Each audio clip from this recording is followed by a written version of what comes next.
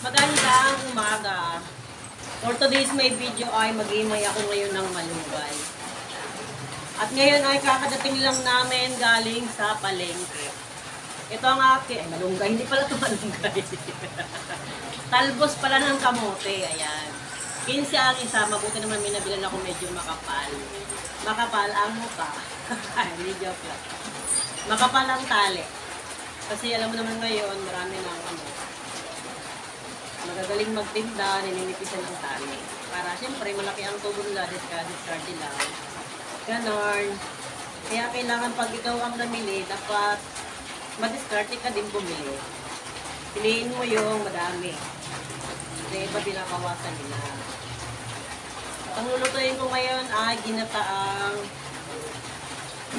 ginataang hipon na may kasamang talbos. Ang yummy-yummy noon guys, kapag gano'n. Pero syempre mas yummy ako dyan. Charot! Ay, pika! Dito ako ngayon sa aming garaheng ginawa naming sala kasi wala naman kaming sala. At ayun nga, pagkagising ko kaninang umaga ay hindi pa ako naglinis ng bahay. At ako muna ay pumunta muna ng palengke kasama ang aking mga anak, ganon. Yung anak kong panganay lang pala, at saka yung apo kong nag-iisa, si JJ. At ngayon ay kakadating lang namin pagkatapos kong mag-almusal. Ang binili ko nga palang almusal ay pandesal na masarap.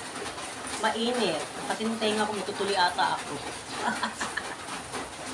At pagkatapos na ay ito na nga, nag-imay na tayo ng gulay. Pagkatapos ito, syempre kailangan na natin magluto bago magtanghali. At syempre habang nagluluto ay dapat naglilinis at naghuhugas ng plato. Kayo dyan guys, kamusta naman dyan sa inyo ngayong umaga?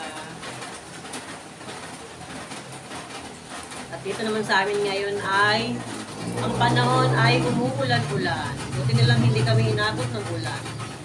Yung ulan naman ay hindi man masyadong malakas. Medyo lang.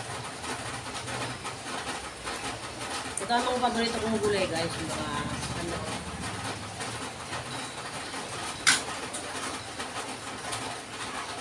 Hello! Teka, wait. Ako video, wait lang. Papatayin ko lang.